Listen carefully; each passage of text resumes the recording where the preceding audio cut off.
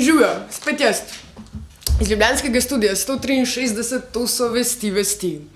V sredo je princ Teme obiskal princa kapitala. A to misliš Janša Bindarja iz GZS? Ja, valjda.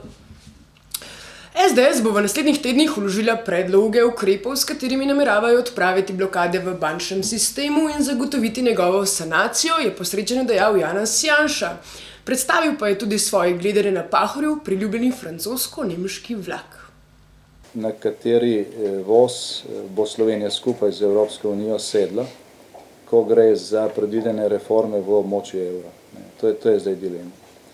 Zadnji vikend je bil politični vrh v organizaciji Evropske ljudske stranke v Helsinkih, kjer je bil na nek način z določenimi kompromisi ta tako imenovani francosko-nemški predlog posvojen. Tudi na naši spletni strani imate usklajena stališča, ki so bila tam sprejeta, in to so v glavnem tudi stališča vodstev ključnih evropskih institucij, komisije, parlamenta in Evropskega sveta.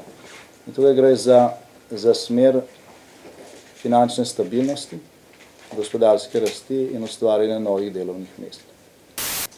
Vendar je bil ob tem v Atenah tudi sestanek socialistične skupine, kamor spada naša največja vladna stranka, in tam so se pa zavzeli za drugačen vlak. Za vlak, ki je bolj toleranten do finančne nediscipline, za vlak, ki omogoča še nadaljne financiranje razkošne javne porabe tudi z zadolževanjem. In za vlak je pravzaprav pripeljal tudi državo, v kateri so sprejeli ta stališča tam, kamor je, to je Grčija. Je treba pri teh besedah, velikih besedah o strategijah in o hitrih vlakih in tako naprej upoštevati tudi realnost. Nič nam ne pomaga priseganje na reforme, če ni konkretnih ukrepov, ki iz tega pač nekaj naredijo. Ta teden je zadonela izjava vodje poslancev Zaresa Franka Jurija. Vlada naj uredi razmere in izpostavi prioritete, ki bodo odpravile sistemske krivice ljudi. Če tega ne bo storila, je edini izhod zamenjava premierja in postavitev strokovne vlade. Nanjo se je odzval tudi predsednik opozicijske SLS Radovan Žerjav. Jaz mislim, da je situacija tako resna, da tehnična vlada ne more in ne sme biti rešitev. Mi potrebujemo trdno, enotno vlado z močno podporo, ki bo se znala spoprijeti z težavami, v katerih smo.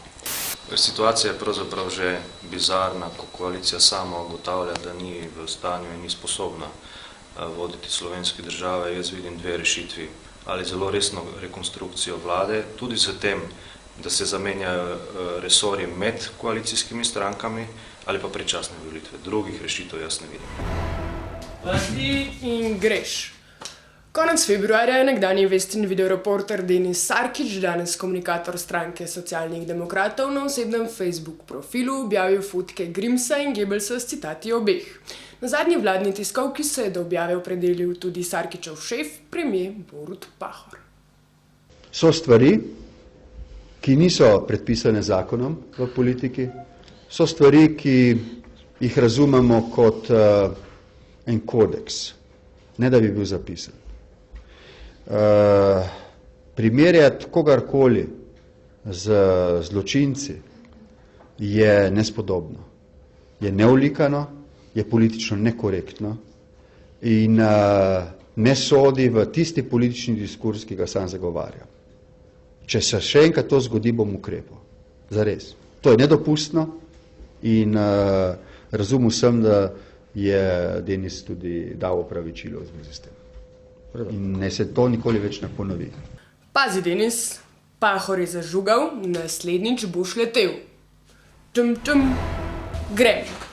Nekaj 10 zasavcev in drugih simpatizerjev ekokruga in civilne iniciative Trbovlje je v Ljubljani protestiralo proti slovensko-francoskem sporazumu, ki ga je premier Pahor podpisal v Franciji. Uprizorili so pogreb pred francosko ambasado, govori Boštjan Pihler. Gre za to, da ti sporazumi vedno, mislim, nikdar ne grejo odkrito v celoti v javnost.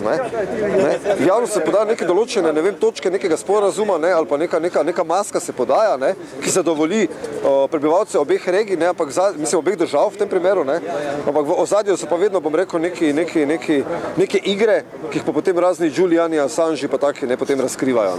Država, Slovenija, s svojimi oblastmi, državnimi in lokalnimi, žal, razen v Zagorju obstaja lokalna oblast v redu, in svojimi strokovnimi inštitucijami tudi država vsaki dan, že 9 let pokopava Zasavje. Mi smo ta pokop tukaj uprizorili, realno, pa na neki simbolni ravni, ampak to se v Zasavju vsakodnevno dogaja. Tako da mi nismo proti meddržavnim sporazumom, da ne bo nekdo razumel, pa tudi ne proti strateškemu sporazumu s Francijo, ampak kot pravim, potem, ko bomo si nalili čistega vina glede sedanjosti, kako zadeve potekajo danes, ker to, kar Lafarge cement počne v Sloveniji, nobena slovenska firma, cementarna ali pa kakršnakoli druga v Franciji ne bi smela početi. Se pravi, smo neenakovredni partner v teh sporazumih. Snema, moram iti. Ajde, ja, se slišimo pol. Čau. Okoljevarstvene organizacije so na vlado naslovile poziv pred odločanjem o TEŠ6. Ne zaklenite nam prihodnosti. V pozivu so opozorili, da je TEŠ6 gospodarsko, družbeno in okoljsko sporna investicija, zaradi katere utegne Slovenija izpustiti razvojne priložnosti na področju učinkovite rabe in obnovljivih virov energije.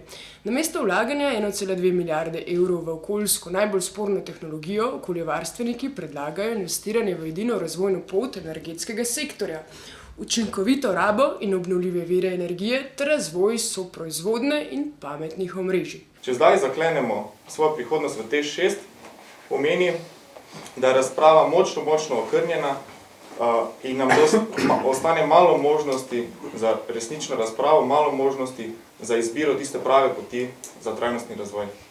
Prva stvar, ki jo bi morali narediti za odločitev o TEŠ6, bi morala biti prenovljena strategija razvoja Slovenije. To bi morala biti prva točka. Iz ciljev prenovljene strategije Slovenije, ki jo v tem trenutku krvavo potrebujemo, bi moral biti opredeljen nacionalni energetski program z zelo jasnimi cilji. Na tej osnovi bi moral biti izdelan podnebni zakon in podnebna strategija Slovenije in šele v zadnji fazi, na osnovi prej sprejetih odločitev, se bi odločali o termoelektrarni Šoštanj, bloku 6 in o nadaljevanju jedrske opcije v Sloveniji ali pa drugače zasnovanjem energetskem scenariju.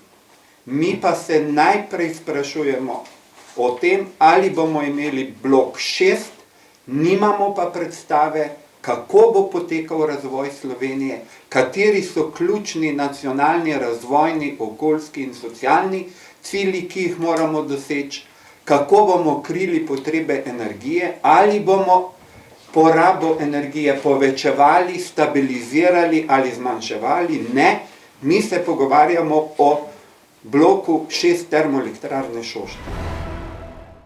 Civilna iniciativa Kras in civilna iniciativa za Primorsko, župane in občinske svete vseh slovenskih občin pozivata, naj podprejo njihovo pobudo za uveljavitev zaščitne klavzule v zvezi s trgom nepremičnin v Sloveniji, saj se na Krasu množično naseljujejo Italijani, ki nimajo pravega odnosa do naravnega in kulturnega okolja.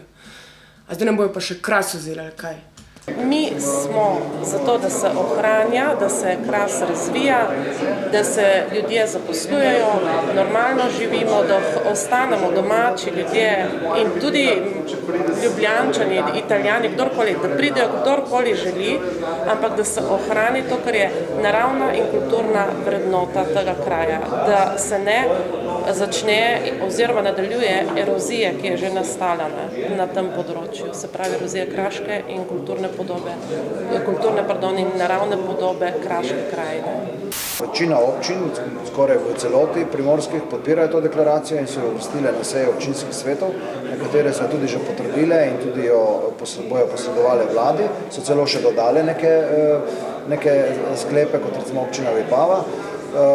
Kar je pa seveda žalostno to, da občina Sežana, ki je največja občina na Krasu in nekako tam je izvirni greh nekako vsega dogajanja na Krasu, pa je deklaracijo zavrnila in sprejela nek svoj sklep, kjer seveda vlada poziva naj ustanovi komisijo, kar pa to itak vlada že počne.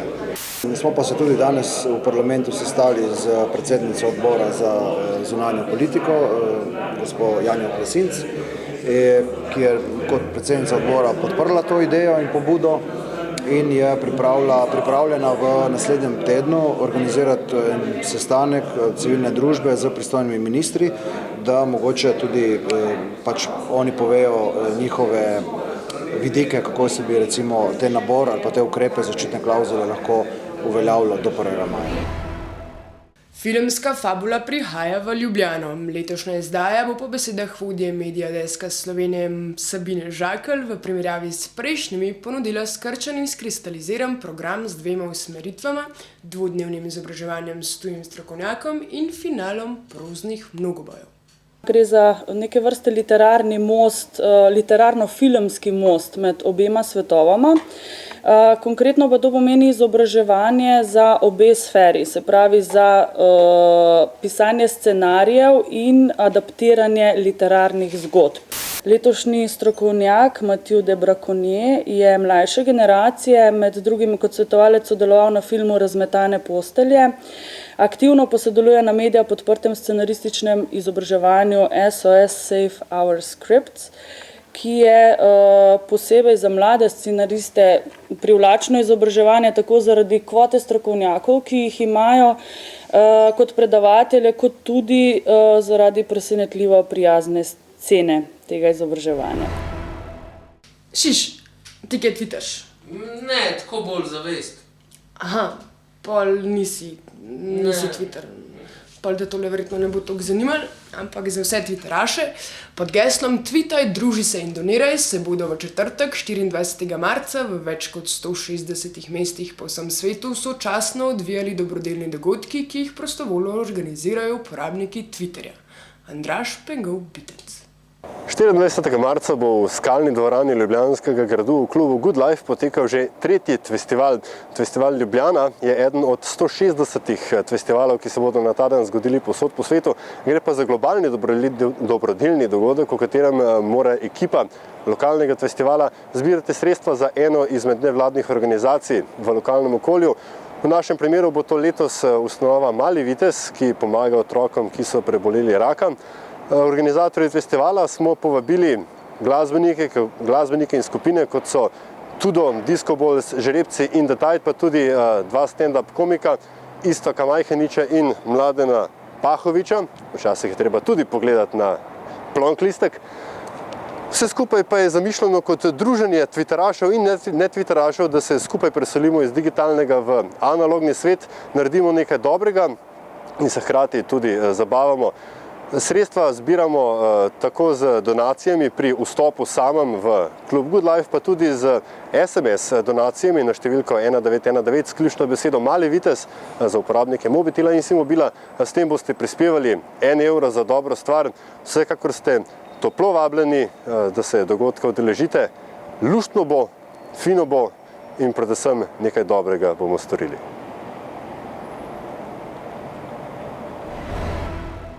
In še vreme, pazite se morilcev.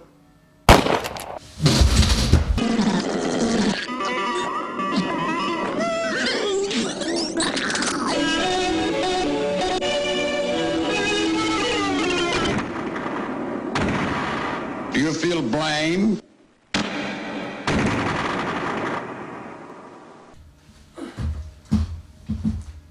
Iz ljubljanskega studia 163. To so bile vesti.